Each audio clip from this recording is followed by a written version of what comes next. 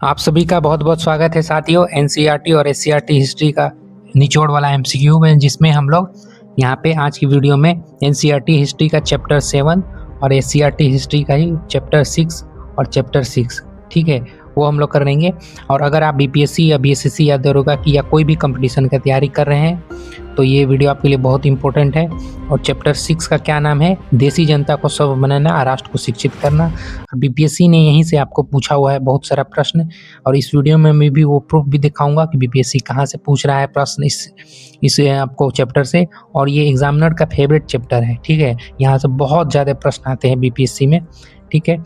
और आपको मैं वहाँ पे एनसीईआरटी का यहाँ पे दिखाऊंगा क्वेश्चन का आपको कटिंग भी, मतलब कहाँ से एनसीईआरटी में से आपको बीएससीसी हो बीपीएससी हो वो पूछ रहा है प्रश्न, उसका प्रूफ भी दिखाऊंगा एनसीईआरटी का आपको, ठीक है। तो दोस्तों ध्यान से वीडियो को देखिएगा शुरू से लेकर लास्ट तक का, क्योंकि बहुत इंपॉर्टेंट वीडियो है। और बीपीएससी हो या बीएससीसी, यहीं से क्वेश्चन घुमा फिरा के एग्जामिनर पूछता है, ठीक है दोस्त साथियों। तो चलिए हम लोग वीडियो को स्टार्ट करते हैं बिना टाइम वेस्ट किए हुए। एनसीईआरटी में चैप्टर 6 का देसी जनता को सभ्य बनाना और राष्ट्र को शिक्षित करना, इसी में आपको विलियम जोन्स और एशियाटिक सोसाइटी ऑफ बंगाल के बारे में जानने मिलेगा। और इसी में आपको टॉमस कोलब्रुक, ठीक है, और मैकॉले के बारे में जानना मिलेगा। तो देखिए हम लोग क्वेश्चन को पहले देखते हैं। क्वेश्चन देखते हैं कि विलियम जोन्स ने, कथन वाला है, विलियम जोन्स ने यहाँ पे एशियाटिक सोसाइटी ऑफ बंगाल की स्थापना की। और एशियाटिक रिसर्च नामक पत्रिका निकाली। और उसके बाद है यहाँ पे कि उनका उद्देश्य भारतीय संस्कृति और भाषाओं का अध्ययन करना था ताकि भारतीयों को बेहतर समझा जा सके। तो क्या होगा इसका आंसर? तो इसका आंसर हो जाएगा आपको, ये ए और आर दोनों सही है, ठीक है। और ए और आर दोनों सही है, आर एक ही सही व्याख्या करता है, ठीक है। ए इज द राइट आंसर। क्यों होगा? देखिए यहाँ पे दिखा हुआ है, देखिए हेनरी टॉमस कोलब्रुक और नेथोनियल यहाँ पे, और यहाँ पे देखिए जोन्स है। और हॉल हेड भी भारतीय भाषाएं सीखकर संस्कृत और फारसी रचनाओं का अंग्रेजी में अनुवाद कर रहे थे और प्राचीन भारतीय विरासत को समझने के प्रयास में लगे हुए थे। और इन लोगों के साथ मिलकर विलियम जोन्स ने एशियाटिक सोसाइटी ऑफ बंगाल का गठन किया और एशियाटिक रिसर्च नामक शोध पत्रिका का प्रकाशन शुरू कर दिया। तो यहाँ से ये क्वेश्चन बना था, ठीक है। और देखिए यहाँ पे दूसरा है आपको कि निम्नलिखित कथनों पर विचार कीजिए। क्या है? तो यहाँ पे है कि विलियम जोन्स ने 1784 में एशियाटिक सोसाइटी ऑफ बंगाल की स्थापना की और उन्होंने एशियाटिक रिसर्च नामक पत्रिका का संपादन किया। तीसरा है कि वे भारत की संस्कृति, भाषा और प्राचीन कानूनों ग्रंथों में रुचि रखते थे और वे मैकाले की तरह पश्चिमी शिक्षा के समर्थक थे। तो जब एनसीईआरटी पढ़िएगा, तो आपको इसका विकल्प हो जाएगा 1, 2 और 3 सही है, लेकिन 4 यहाँ पे गलत है। 4 यहाँ पे गलत हो जाएगा। क्यों होगा? तो चलिए हम लोग यहाँ पे देखते हैं। इसका आंसर पहले बता देते हैं। 1, 2, 3 सही है, ठीक है। ये ए इज द राइट आंसर होगा। और देखिए यहाँ पे ये है विलियम जोन्स है, यहाँ पे विलियम जोन्स फारसी भाषा सीख रहे हैं, यहाँ पे देखिए। और यहाँ पे वो किए थे, यही है एशियाटिक सोसाइटी ऑफ बंगाल, जिसकी स्थापना विलियम जोन्स द्वारा किया गया था। तो ये ए होगा आपको सही। वो पश्चिमी शिक्षा के समर्थक नहीं थे, ये पश्चिमी मैकाले की तरह, मैकाले के ठीक उल्टा थे, ठीक है, मैकाले के ठीक उल्टा थे। देखिए यहाँ पे क्वेश्चन पूछा हुआ है इस टॉपिक से बीपीएससी में, TRE-3 बिहार शिक्षक भर्ती में ये पूछा हुआ है 2024 में। तो देखिए क्या है, एशियाटिक सोसाइटी ऑफ बंगाल की स्थापना किसके द्वारा की गई थी? सर विलियम बेंटिक ने, सर जेम्स स्टार्ड ने, सर विलियम जोन्स ने, उपरोक्त में से एक से भी, इनमें से कोई नहीं थी। इसका आंसर हो जाएगा आपको, जब एनसीईआरटी पढ़िएगा अभी बताए थे, सर विलियम जोन्स, यानी सी इज द राइट आंसर हो जाएगा, ठीक है। तो देखिए यहाँ पे अगला है, यहाँ पे अगला भी देखिए कितना क्वेश्चन पूछा हुआ भर के इस टॉपिक से। ऐसे कोई हवाई वाला बात नहीं है भाई, ऐसे हम नहीं बोलते हैं बार, ठीक है। अब देखिए 1784 में, यहाँ पे है 1784 में एशियाटिक सोसाइटी ऑफ बंगाल आरंभ किसने किया? 1784 में तो किसने किया? तो विलियम जोन्स ने किया, अभी बताएं। और देखिए अगला है यहाँ पे देखिए कुछ उसके अलावा एक और महत्वपूर्ण तथ्य है। देखिए कि यहाँ लिखा है कि फारसी और संस्कृत को सीख कर वे भारतीय पुस्तकों का अंग्रेजी में अनुवाद कर रहे थे। तो इसी क्रम में कालिदास रचित नाटक अभिज्ञान शकुंतलम ये बार बार पूछता है। और यहाँ पे हिंदुओं की पवित्र ग्रंथ गीता, मनुस्मृति, पंचतंत्र, हितोपदेश इत्यादि पुस्तकों का अंग्रेजी में अनुवाद किया गया। किनके द्वारा? तो विलियम जोन्स के द्वारा। और साथ में जोन्स साहब ने इस काम को व्यवस्थित करने के लिए कलकत्ता में 1784 में एशियाटिक सोसाइटी ऑफ बंगाल नामक संस्था को भी स्थापित किया था। और इस संस्था से समय समय पर एक पत्रिका भी निकलती थी जो प्राचीन भारतीय परंपराओं, ठीक है, क्यों प्रोत्साहन करती थी। और देखिए यहाँ पे एक और है उसके अलावा, यहाँ पे देखिए कि यहाँ पे है कि वॉरेन हेस्टिंग्स का स्मारक कहाँ पे है? तो रिचर्ड वेस्टमाकोट 1830 में, अब कलकत्ता स्थित विक्टोरिया मेमोरियल में है ये, ठीक है। तो ये क्या है? यहाँ पे देखिए हमको बारे में यहाँ पे आपको मालूम चलेगा प्राच्यवादी क्या होता है। तो इस तस्वीर से पता चलता है कि भारत में ब्रिटिश सत्ता के बारे में प्राच्यवादी किस तरह से सोचते थे, ठीक है।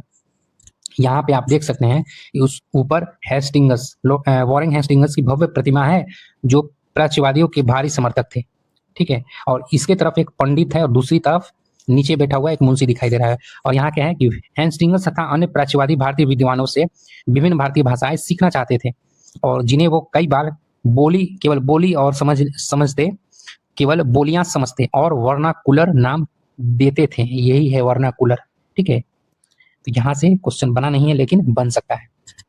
और है यहाँ पे कि हेस्टिंग्स ने पहल करके कलकत्ता मदरसा की स्थापना की। यहाँ पे देखिए लिखा हुआ है। और उनका विश्वास था कि यहाँ के प्राचीन रीति रिवाज और ज्ञान संपदा भी भारत में ब्रिटिश शासन के आधार होने चाहिए, ठीक है। और देखिए यहाँ पे ये हो गया। अब यहाँ पे देखिए, यहाँ पे है,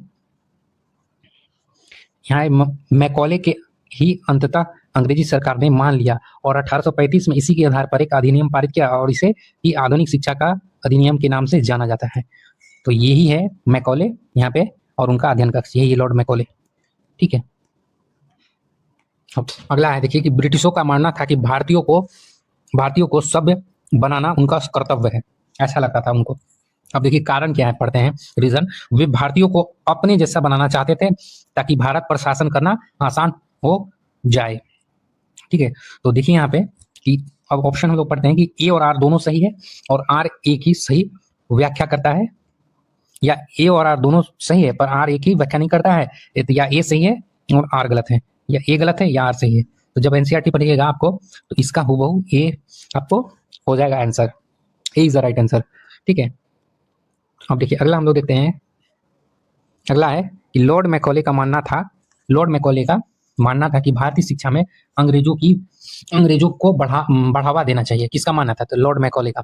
और कारण देखिए कि अंग्रेजी शिक्षा से भारतीय लोग ब्रिटिश विचारधारा को अपनाएंगे। तो ये आपको दोनों सही हो जाएगा, ये ए और, ठीक है। तो B is the right answer क्योंकि आर ए की सही व्याख्या करता है, यहाँ ए नहीं होगा, यहाँ ए दिया हुआ है, बी हो जाएगा, ठीक है। अगला हम लोग देखते हैं। अगला देखिए, अगला है कि क्वेश्चन नंबर ओरिएंटलिस्ट विद्वान है ना, जिसको भारतीय संस्कृति और ज्ञान परंपरा के समर्थक थे और उनका मानना था कि भारतीयों को अपनी भाषा में ही शिक्षा मिलनी चाहिए, ठीक है। तो ओरिएंटलिस्ट का जो बात है तो वो आपको जो प्राच्यवादी थे, जैसे कि लॉर्ड मैकॉले, जेम्स मिल, ठीक है, वो लोग प्राच्यवादी में आते हैं। और ये जो ओरिएंटलिस्ट है इनमें आपको आते हैं कौन? तो विलियम जोन्स, ठीक है, जो भारतीय संस्कृति को बढ़ चढ़कर उसका मतलब कि प्रोत्साहन कर रहे थे, ठीक है। और उसको क्या कर रहे थे कि आपको फारसी में हो गया, मतलब बहुत सारा भाषा में वो अनुवाद कर रहे थे जानने के लिए। तो ये आपको ओरिएंटलिस्ट में आते हैं विलियम जोन्स, और उनका मानना था कि भारतीयों को अपनी भाषा में ही शिक्षा मिलनी चाहिए। तो इसका क्या हो जाएगा? ए और दोनों सही है और आर ए के सही व्याख्या करता है। तो यहाँ से आप देखिए, आप यहाँ पे हैं, देखिए कि विलियम जोन्स भारतीय इतिहास, दर्शन और कानून का अध्ययन को क्यों जरूरी मानते थे। तो क्या इसका आंसर देखिए हम लोग पढ़ते हैं कि भारत में बेहतर अंग्रेजी शासन स्थापित करने के लिए, या प्राचीन भारतीय पुस्तकों को अंग्रेजी में अनुवाद के लिए, या अपने भारत प्रेम के कारण, या भारतीय ज्ञान विज्ञान को बढ़ावा देने के लिए। तो इसका आंसर हो जाएगा आपको D is the right answer, ठीक है, ये हो जाएगा इसका आंसर। अब हम लोग देखते हैं आगे देखिए, आगे है कि अंग्रेजों ने कलकत्ता कलकत्ता, मद्रास और बॉम्बे में विश्वविद्यालय स्थापित किए और उनका उद्देश्य भारत में वैज्ञानिक अनुसंधान को बढ़ावा देना था। तो ये इसका क्या हो जाएगा, यानी कि आपको जो 1857 में किए थे, 1857 में विश्वविद्यालय का स्थापना, ये तो सही हो जाएगा आपको, लेकिन उनका उद्देश्य भारत में वैज्ञानिक अनुसंधान को बढ़ावा देना नहीं था, है ना। तो इसका आंसर क्या हो जाएगा, ए सी हो जाएगा, यानी ए सही है पर आर गलत है, सी इज द राइट आंसर। ठीक है, अब देखिए यहाँ पे अगला हम लोग देखते हैं, क्योंकि यहाँ पे दिया हुआ है सी, क्योंकि उनका मुख्य उद्देश्य प्रशासनिक अफसर तैयार करना था, अनुसंधान नहीं। ठीक है, अब देखिए है यहाँ से भर भर के क्वेश्चन आया हुआ है बीपीएससी में, चाहे कोई भी एग्जाम हो हमेशा पूछता है आपको। देखिए कि क्या है क्वेश्चन नंबर, कि वुड डिस्पैच 1854 में भारत में शिक्षा का चार्टर कहा गया वुड डिस्पैच को। कारण की रीजन है कि इसने प्राथमिक, माध्यमिक और उच्च शिक्षा के ढांचे को स्पष्ट रूप से निर्धारित किया है। तो क्या हो जाएगा इसका आंसर, ए और आर दोनों सही है और आर ए की सही व्याख्या करता है, ए इज द राइट आंसर। ठीक है, अब देखिए यहाँ पे वुड डिस्पैच के बारे में क्वेश्चन भी बीपीएससी में पूछा हुआ है। देखिए वुड डिस्पैच के 1854 के प्रेषण के संबंध में निम्नलिखित कथनों पर विचार कीजिए। देखिए यहाँ पे एकदम वही पैटर्न पे क्वेश्चन पूछा हुआ है। स्टेटमेंट है कि इसने उसने उच्च अध्ययन के लिए शिक्षा के माध्यम के रूप में अंग्रेजी की सिफारिश की, बिल्कुल सही बात है। दूसरा है कि इसने महिला शिक्षा और व्यावसायिक प्रशिक्षण पर जोर दिया, तो ये भी आपको सही हो जाएगा। ठीक है, तो इसका आंसर क्या हो जाएगा, डी, 1 और 2 दोनों सही है। ठीक है, तो देखिए हम लोग आगे देखते हैं, आगे है कि अंग्रेज, यहाँ पे क्वेश्चन असर्शन वाला है कि अंग्रेज चाहते थे कि शिक्षा के माध्यम से भारतीय ईमानदार क्लर्क बने। कारण है कि इसलिए उन्होंने नैतिक शिक्षा और अंग्रेजी भाषा पर जोर दिया। तो क्या होगा, ये तो स्टेटमेंट आपको गलत हो जाएगा, ए और बी आपको ये सही हो जाएगा, क्योंकि ए सही है पर आर गलत है, सी इज द राइट आंसर। ठीक, अगला हम लोग देखते हैं कि महात्मा गांधी ने बेसिक एजुकेशन की वकालत की। कारण है कि उनका मानना था कि शिक्षा का उद्देश्य केवल नौकरी पाना और आत्मनिर्भर बनना है। देखिए यहाँ पे केवल, यही तो पैटर्न है, जब आप एनसीईआरटी पढ़िएगा ना तो आपको डिटेल में, तो आपको ये क्या हो जाएगा, ये ऐसा नहीं कहे थे, कारण इसको जो है कारण गलत है और ये सही है। ठीक है, तो सी आपको हो जाएगा, ए सही है पर आर गलत है, ये सी इज द राइट आंसर। देखिए यहाँ पे है ना महात्मा गांधी और ये है रविन्द्रनाथ टैगोर, शांति निकेतन जब गए हुए थे महात्मा गांधी तब का ये दृश्य। अब देखिए यहाँ पे है कि अगला है कि रविन्द्रनाथ टैगोर प्रकृति से जुड़े शिक्षा के पक्षधर थे। कारण है कि वे मानते थे कि विद्यालय की दीवारें बच्चों की रचनात्मक को सीमित नहीं करती।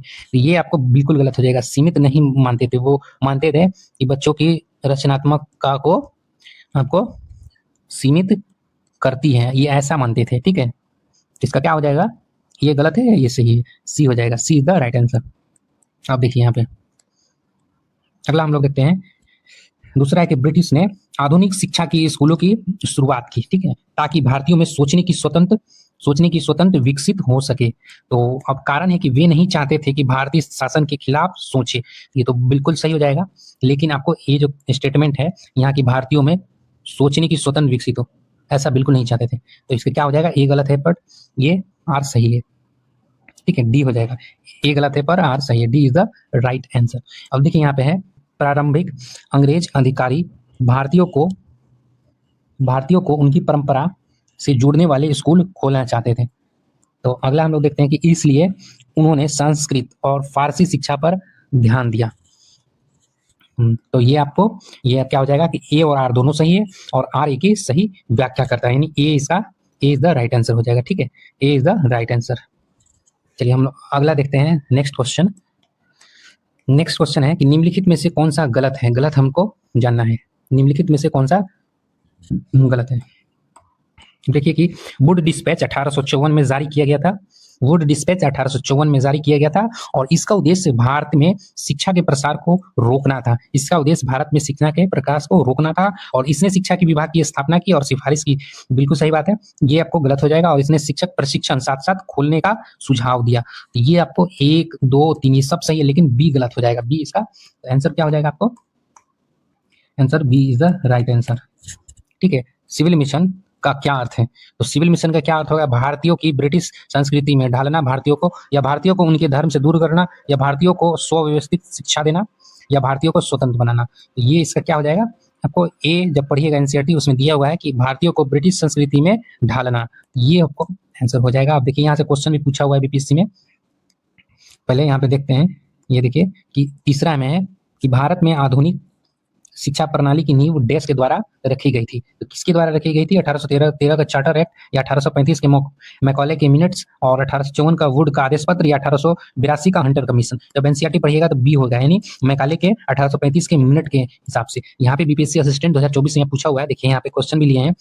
देखिए कि निम्नलिखित में से कौन सा ओरिएंटलिस्ट विचारधारा से संबंधित नहीं थे, तो उस टाइम बताए थे चार्ल्स वुड हो जाएगा इसका आंसर। ठीक है, चार्ल्स वुड हो जाएगा, ये संबंधित नहीं थे। विलियम जोन्स तो थे ओरिएंटलिस्ट थे। ठीक है, हेनरी टॉमस कोलब्रुक भी थे और नाथानियल हॉलैंड भी थे, तीनों थे आपको ओरिएंटल। बट आपको ये जो चार्ल्स वुड है ये नहीं थे, ये आपको ये क्या थे इसके अलावा, ये नहीं थे, तो प्राच्यवादी विचारधारा के थे।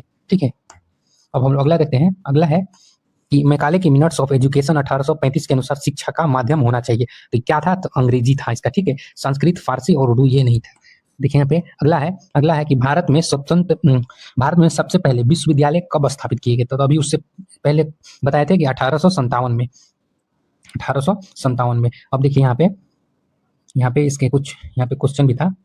अब देखिए यहाँ पे है ना एनसीईआरटी में कि मैकॉले के मिनट्स विवरणी के आधार पर 1835 का अंग्रेजों का शिक्षा अधिनियम पारित किया गया। यह फैसला लिया गया कि अंग्रेजी को उच्च शिक्षा का माध्यम बनाया जाए और कलकत्ता मदरसे और बनारस संस्कृत जैसे प्राच्यवादी संस्था को प्रोत्साहन ना दिया जाए। ये यहाँ पे देख लीजिए ना, देखिए तो ये आपको यहाँ से एकदम क्वेश्चन था। अब देखिए, अब है क्वेश्चन को ट्रिपल स्टार हम मारे हैं क्योंकि बहुत ही इंपॉर्टेंट क्वेश्चन है। देखिए कि हमें ऐसे